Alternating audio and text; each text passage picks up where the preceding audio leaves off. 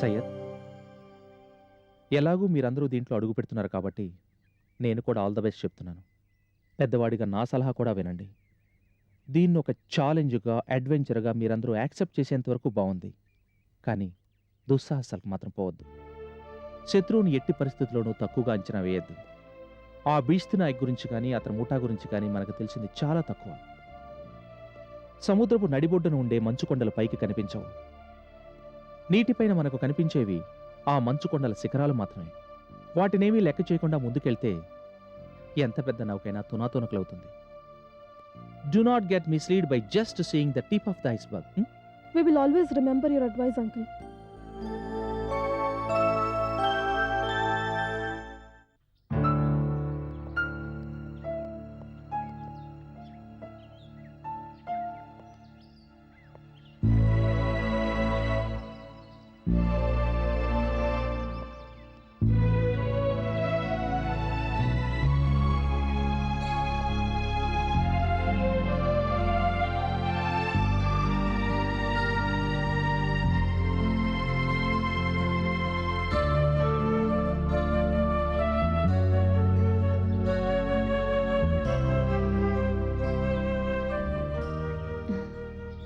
ఇప్పుడు నీ ఆరోగ్యం ఎలా ఉంది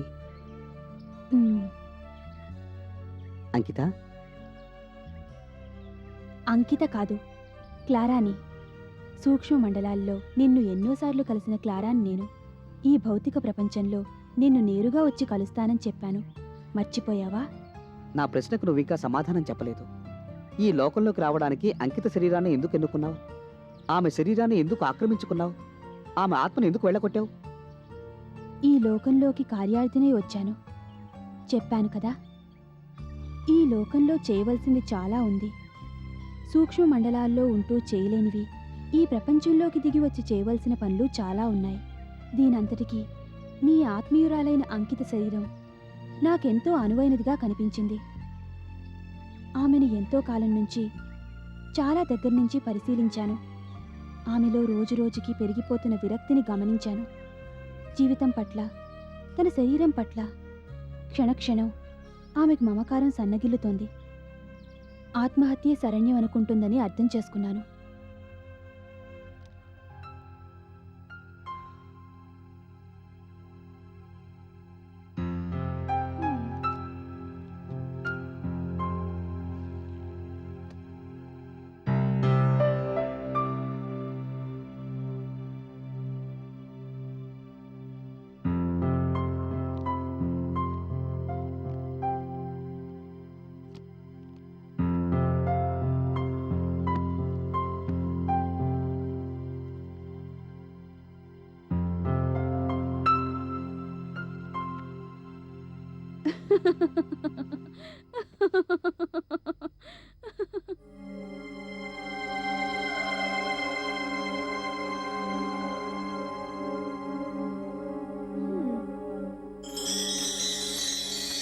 అంకిత,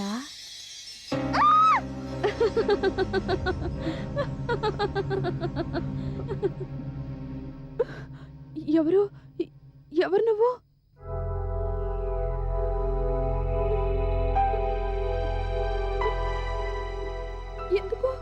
ఎందుకు అలా చూస్తున్నావు? నన్ను ఎందుకు ఇలా వెంటాడుతున్నావు? చెప్తాను, కానీ ముందు నువ్వు చెప్పు. ఎందుకలా భయపడుతున్నావు? ఇప్పుడు నేనేం చేశానని? ఏం కావాలి అసలు నీకు? నన్నెందుకు అలా చూస్తూ ఉంటావు? ఏం కావాలి నీకు? నీతో ఒడంబడిక కుదుర్చుకోవాలి. మనసా వాచా కర్మణ నువ్వు ఒప్పుకుంటేనే అది సాధ్యపడుతుంది. అసలు ఎవరు నువ్వు? క్లారా, నీ ఆప్తమిత్రుడు అనిరుద్ నన్ను అలాగే పిలుస్తాడు. వద్దు, దగ్గరికి రావద్దు. దగ్గరికి రాకపోతే ఎలా? ఒడంబడికి ఎలా కుదురుతుంది? ఒడంబడికేంటి? ఈ జీవితం పట్ల నీకెటువంటి మమకారమూ లేదు. ఈ దుర్భరమైన బ్రతుకు ఎంత త్వరగా ముగిసిపోతే అంత మంచిదనుకుంటున్నావు, అవునా? నువ్వింకా బ్రతికున్నావంటే అది కేవలం నీ స్నేహధర్మం నిర్వర్తించడానికే. నీ మిత్రుడి ఆశయం ఎప్పుడైతే ఫలిస్తుందో ఆ మరుక్షణం నువ్వు నీ కథకి ముగింపు రాయాలనుకుంటున్నావు కదూ? ఇదంతా నీకెలా తెలుసు? పక్షం రోజుల నుంచి నీ మనసులో మనసుగా ఊపిరిలో ఊపిరిగా ఉన్న నాకు అన్నీ తెలుసు. అనిరుద్ కోసం నువ్వు ఎలా పరితపించిపోతున్నావో చూస్తూనే ఉన్నాను. ఒక పక్కన అతడి ప్రేమ పొందలేకపోతున్న బాధని దాచుకొని నిష్కల్మషంగా అతడి ప్రేమ కథని ముందుకు నడిపిస్తున్న నువ్వు అనుభవిస్తున్న బాధ గ్రహిస్తూనే ఉన్నాను. నువ్వు ఉత్తమురాలివి, కానీ జీవితంలో నిలదొక్కుకోలేకపోతున్నావు. అందుకే నీ మనస్సు పదే పదే ఆత్మహత్య కేసి మొగ్గు చూపిస్తోంది. అవును, ఇక ఆత్మహత్య నాకు దారి. నువ్వు కోరుకుంటే ఇప్పటికీ మించిపోయింది లేదు. నువ్వు ఒక కొత్త జీవితాన్ని ప్రారంభించొచ్చు. నాకు అలాంటి ఆశ లేదు. నువ్వేదో ఒడంబడి కన్నావు, ఏంటది? మృత్యువుని నీ అంతటి నువ్వు ఆహ్వానిస్తున్నావు కాబట్టి చెప్తున్నాను. నువ్వు చనిపోయాక కూడా నీ మిత్రుడికి సహాయపడే ఉపాయం ఒకటుంది. నీ శరీరాన్ని నాకు అప్పగించాలి. నువ్వు నీ వ్యోమ శరీరంతో పాటు ఈ శరీరాన్ని వదిలి వెళుతున్నప్పుడు మనస్ఫూర్తిగా నన్నందులోకి ఆహ్వానించాలి. మనసా వాచా కర్మణ నువ్వు అలా చేయగలిగినప్పుడే నేను నీ శరీరంలోకి ప్రవేశించగలను.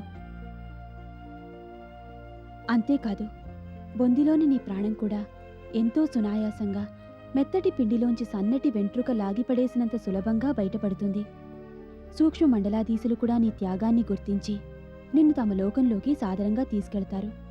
కోరికలు తీరని వాళ్ళు చనిపోతే సూక్ష్మ మండలాల్లో నరకయాతన పడతారు. మమకారాల్లేని నీకు అక్కడ ఎంతో ప్రశాంతంగా ఉంటుంది. ఇక నీ శరీరంలోకి ప్రవేశించే నేను అనిరుద్ధ్కి అన్ని విధాలుగా సహాయపడతాను.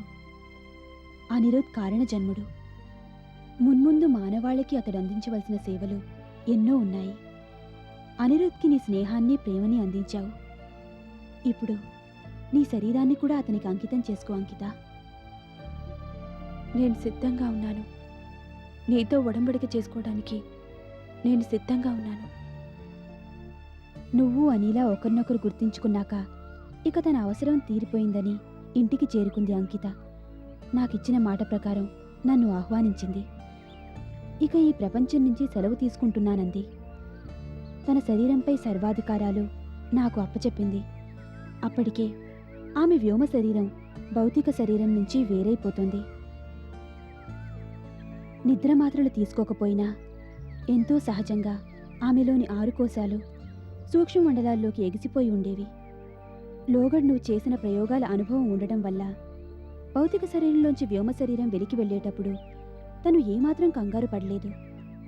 ఒకే ఒక క్షణం పాటు అంకిత గుండె ఆగింది. ఊపిరి స్తంభించిపోయింది.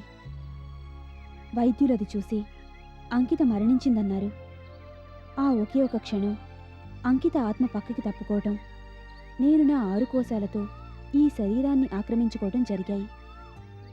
అనిరుద్, అంకిత గురించి బాధపడకు. సూక్ష్మ మండలాధీశులు ఆమెను ఎంతో అపురూపంగా చూసుకుంటున్నారు. ఇక ఈ లోకంలో అంకిత అసంపూర్ణంగా వదిలివేసిన పనులేవైనా ఉంటే శక్తివంచన లేకుండా అవి నేను పూర్తి చేస్తాను. జరిగిన ఈ అద్భుతం గురించి మరింకెవరూ తెలుసుకోనవసరం లేదు.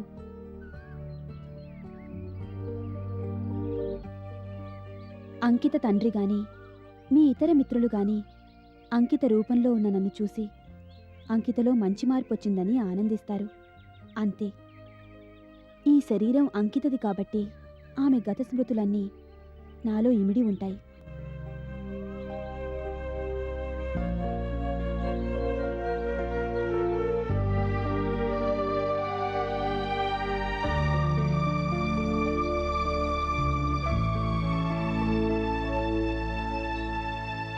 క్లారా,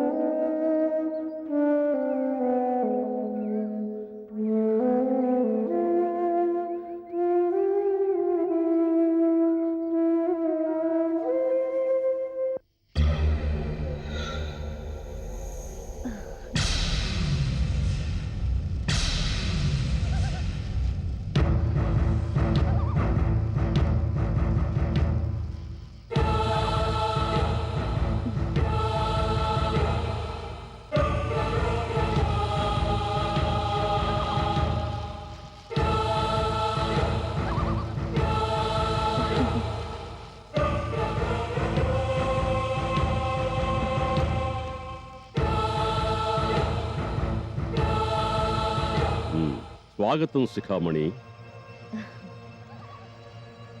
నా సందేశం అందగానే మీరందరూ ప్రతిస్పందించి ఇలా రావడం చూసి నా మనసు నిండిపోయింది. ఇన్నాళ్ల తర్వాత నా వాళ్ళ మధ్యకు రాగలిగానని నాకు మహదానందంగా ఉంది. కాని మిహిర్కుట్టే మూర్తాభిషిక్తుడు కానరాడే. మన అధినేత కూడా ఇక్కడే ఉంటాడని ఆశపడ్డాను. అతడి తేజో రూపం చూసే మహద్భాగ్యం కలగలేదేవి? మూర్ధాభిషిక్తుడు భీష్టి నాయక్ కూడా నిన్ను కలవాలని పరితపిస్తున్నాడు శిఖామణి. కాని దానికి మరికొంత వ్యవధి ఉంది. 12 వత్సరాలు ఓపిక పట్టావు. మరికొన్ని రోజులు ఆగలేవా? ఎడబాటుని మరి కాస్త భరించలేవా? మన మహానాయకుడు నీకు ఆదేశమిస్తున్నాడు శిఖామణి. మానవేతర ఆత్మకల ఒక కన్యను అనిరుద్ధ్ పరిణయమాడాలనుకుంటున్నాడట. అది జరగకుండా చూసే బాధ్యత నీకప్పచెప్తున్నాడు. కరకింకర పట్ల అపారమైన నీ భక్తిని నిరూపించుకోవడానికి ఇది మరో అవకాశం. మహాప్రసాదం. అనిరుద్ధికి పెళ్లి సెటిల్ అయిందమ్మా. అనిరుద్ధ్కి పెళ్ళా? ఉమ్. అప్పుడే? అవునమ్మా. వాడి చదువు ఇంకా పూర్తి కాలేదు కదరా కన్నా. వాడి చదువు పూర్తవ్వాలి, మంచి ఉద్యోగంలో స్థిరపడాలి. అప్పుడు కదా పెళ్లి గురించి ఆలోచించేది. ఈ ఏడాదితో వాడికి ఎంబీఏ పూర్తవుతుందమ్మా. ఆ తర్వాత ఉద్యోగం దొరకడం పెద్ద సమస్యం కాదు. లేదంటే పై చదువులకు స్టేట్స్ కూడా వెళ్ళొచ్చు. అయినా వాడికి ఎంత వయస్సుందని, చిన్నవాడు కదా. కన్నా, అసలేమైంది? వాడు ప్రేమలో పడ్డాడా? పెళ్లి జరిపించమని మిమ్మల్ని వేధిస్తున్నాడా? అబే, అలాంటిదేం లేదమ్మా. అనిరుద్ధికి ఆ అమ్మాయి చాలా నచ్చిందన్నమాట నిజమే, కానీ ఈ పెళ్లి జరిపించాలన్న నిర్ణయం మాత్రం పూర్తిగా నాదే. అర్థమైంది. ఆ మధ్య నువ్వు ఆస్ట్రేలియా నుంచి తిరిగొచ్చినప్పుడు అనిరుద్ధ్ చాలా మారిపోయాడని, ఇదివరకట్లా అతీంద్రియ శక్తులు, ఆత్మలు అంటూ మొదలుపెట్టాడని చెప్పుకుని బాధపడ్డావు. వాడికి పెళ్లి చేస్తే మళ్ళీ మామూలు ప్రపంచంలో పడతాడని ఈ నిర్ణయం తీసుకున్నావు కదూ. చాలా మంచి ఆలోచన కన్నా. పెళ్ళైతే సరదాలు, షికార్లు ఉంటాయి. వాటిలో పడితే వాడిలో మార్పు వస్తుంది తప్పకుండా. కోడలొస్తే మీకు కూడా ఇంట్లో సందడిగా ఉంటుంది. అమ్మాయిదే ఊరు? వాళ్ళ అమ్మా, నాన్న? నా క్లోజ్ ఫ్రెండ్ విద్యాధర్ అమ్మాయమ్మ, పేరు అనిల. విద్యాధర్ కూతురా? ఎవరు? ఎయిర్లైన్స్లో పైలట్ ఆఫీసర్గా పనిచేసేవాడు అతనేనా? అవునమ్మా. వాళ్ళ ఆవిడ కాన్పోయిన వెంటనే పోయింది కదూ. విద్యాధర్ మళ్ళీ పెళ్లి చేసుకున్నాడా? లేదమ్మా, బిడ్డ ఆలనా పాలనా మొత్తం తనే చూసుకున్నాడు. అయితే తల్లిలేని పిల్లన్నమాట. పాపం. ఇంతకీ అనిరుద్ధ్ పెళ్లి విషయం చెప్పడానికి వచ్చావన్నమాట. ఇంకో విషయం కూడా తెలుసుకుందామని వచ్చాను. జనరల్ వార్డులో ఉన్న పేషెంట్, అతని పేరేంటి? మార్తాండు కదూ. ఉమ్, అతను ఎలా ఉన్నాడు ఇప్పుడు? అర్ధరాత్రి పూట లేచెళ్ళి మంత్రాలు చెప్పించడం లాంటిది మళ్ళీ చేస్తున్నాడా? నువ్వేమైనా చూసావా? ఇప్పుడు అవన్నీ ఎందుకు అడుగుతున్నావు? క్రితంసారి నువ్వు వచ్చినప్పుడు అంతగా విడమర్చి చెప్తే గంటసేపు డాక్టర్ సంజీవరావు గారితో కూర్చుని ఏదో చర్చించావుగా నువ్వు. చివరికి ఆ మార్తాండు గురించి నేను చెప్పిందంతా నా ఊహే అని తేల్చారుగా మీరిద్దరూ. అది కాదమ్మా. నాకు మళ్ళీ మతి చెల్లిస్తోందని, అందుకే లేనివి ఉన్నట్టుగా ఊహించుకుని అర్థం పర్థం లేని భయాలు పెంచుకుంటున్నానని డాక్టర్ గారు చెప్తే నువ్వు నమ్మేశావు కదూ. పిచ్చిది, ఏదో అంటోందిలే అనుకున్నావు కదూ. అమ్మా, ప్లీజ్ అలా మాట్లాడుకో. నువ్వు చెప్పిన మాటల గురించి హైదరాబాద్ వెళ్ళాక కూడా చాలా దీర్ఘంగా ఆలోచించాను. ఆలోచిస్తున్న కొద్దీ నువ్వు చెప్పింది నిజంగానే జరుగుంటుందనిపించింది. పైగా చల్లా చెదురైపోయారనుకుంటున్న ఆ కరకింకర భక్తులు ఆదిలాబాద్ అడవుల్లో స్థావరాలు ఏర్పరచుకుని దారుణమైన పథకాలేవో వేస్తున్నారని వార్తలు వినవస్తున్నాయి. ఇక్కడున్న ఈ మార్తాండికి ఆ దుర్మార్గులతో ఏదో సంబంధం ఉండి ఉంటుంది.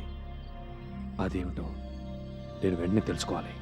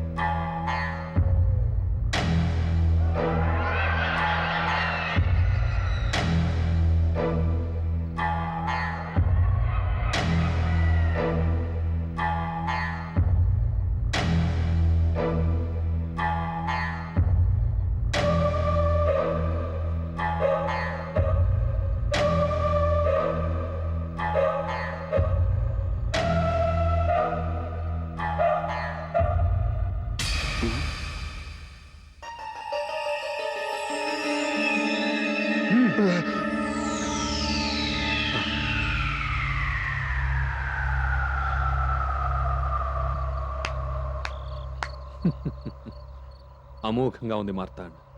నీ నటన చాలా అమోఘంగా ఉంది. పెద్ద పెద్ద చదువులు చదివి ఎన్నో ఏళ్లుగా వందలాది పేషెంట్లకు ట్రీట్మెంట్ చేస్తున్న డాక్టర్లందరినీ నువ్వు నిజంగానే పిచ్చివాడివని నమ్మించావంటే నిన్ను మెచ్చుకోకుండా ఉండలేకపోతున్నాను. 2 ఏళ్లుగా ఓ పేషెంట్లా నటిస్తూ ఇక్కడిచ్చే మందుల్ని ఇంజెక్షన్లు తీసుకుంటూ ఆఖరికి షాక్ ట్రీట్మెంట్ను కూడా తట్టుకుంటూ ఈ హాస్పిటల్ గోడల మధ్య నువ్వు బందీలా పడి ఉన్నావంటే నీ ఓర్పు, నీ సహనం, నీ విల్ పవర్ చాలా చాలా గొప్పవై ఉండాలి. చెప్పు, ఇదంతా ఎందుకు చేస్తున్నావు?